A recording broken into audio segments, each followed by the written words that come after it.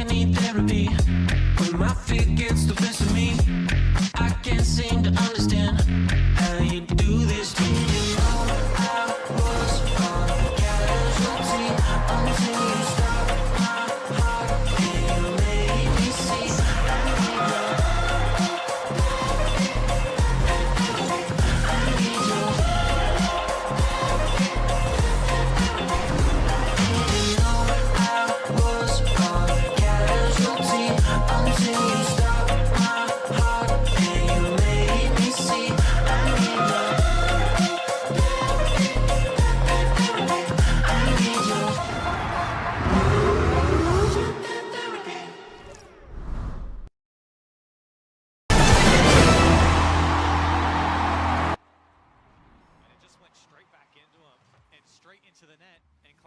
Hello, welcome back to RL Talk.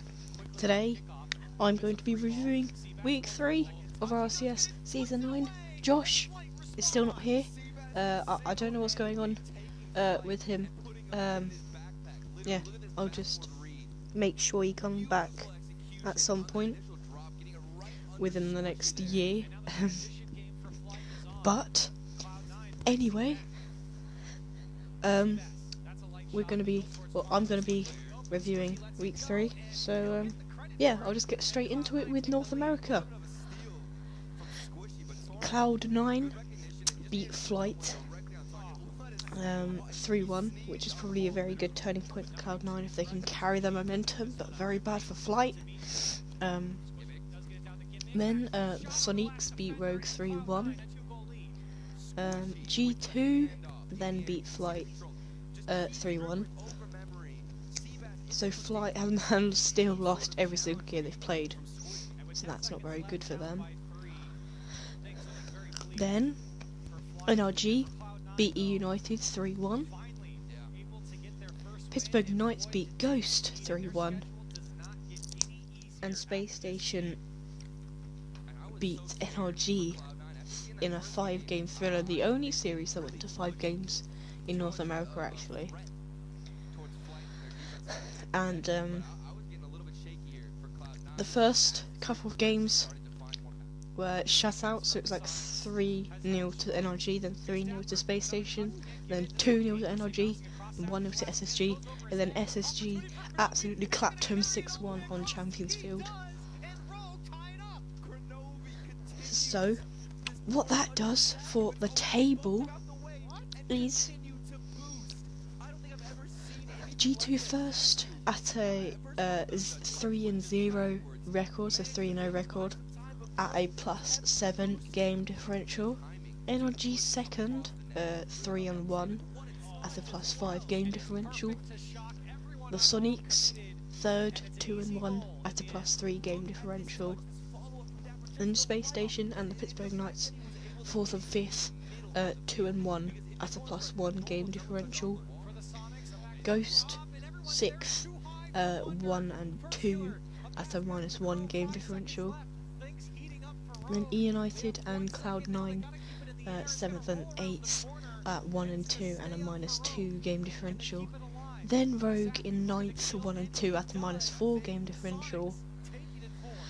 And Flight last, 0-4 at a -8 game differential. And that's only going to get harder for them as they have to play Ghost next week. So, what that did, so for our predictions, Josh got 12 points and I got 20. Now, over to Europe, and what happened in there has a couple of upsets, so more than North America. But anyway, Dignitas beat Team Singularity 3-1. Then Endpoint swept Monaco. The games were still very close, but it's the result that matters. Then Mouse beat Singularity 3-1. Renault Vitality then beat TSM 3-1 as well. Veloce then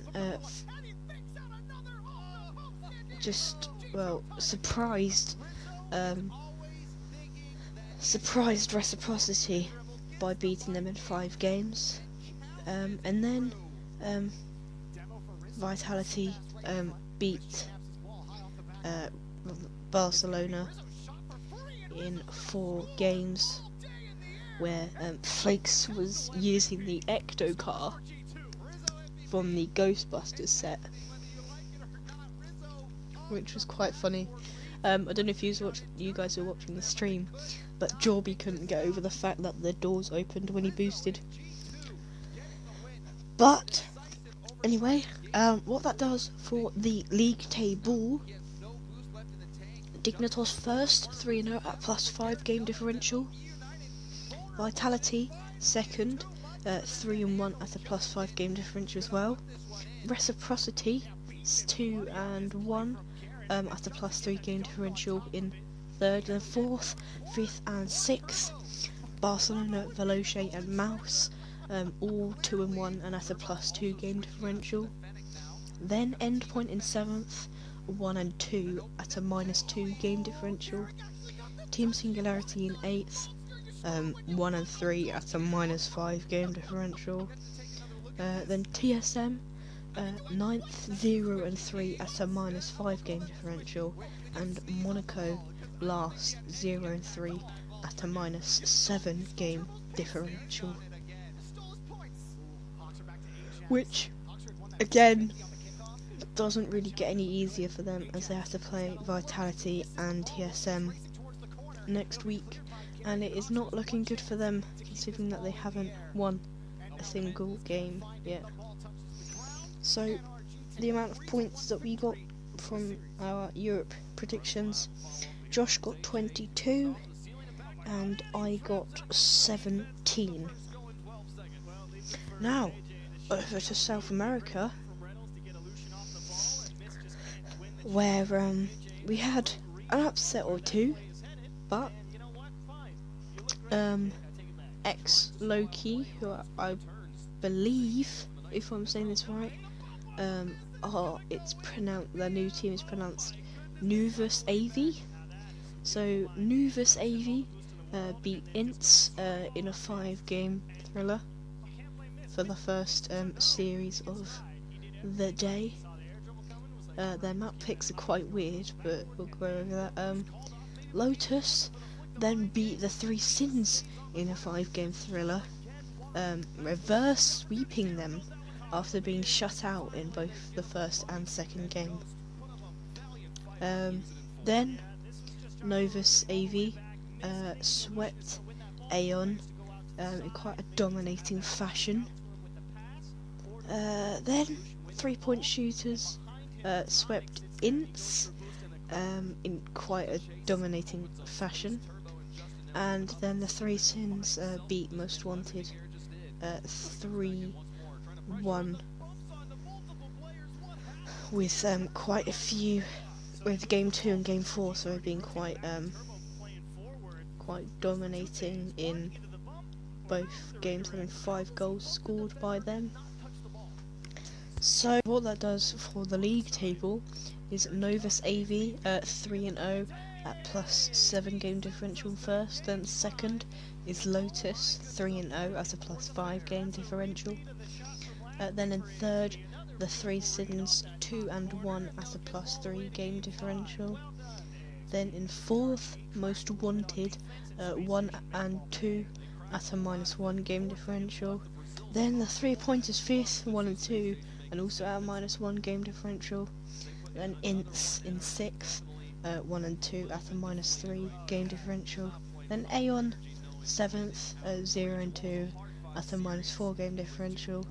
And Sapphire still in last, 0 and 2 at a -6 game differential after they forfeited their first week matches. So all that does for mine and Josh's predictions. Josh only got 12 points from South America, and I got 13. So we not as high scoring as last week, but we still got a couple points on the board. Now, over to OCE, probably the most surprising. They only have 4 games, so it should be relatively easy. Fury beat Overt, who was noisy, isn't toxic, but they got acquired a couple hours before league play. So Fury beat them in a 4-game series. Very dominant in the last game, winning 6-0. Then Cringe Society swept Team Esper in quite dominating fashion as well, 6-0 in the final game.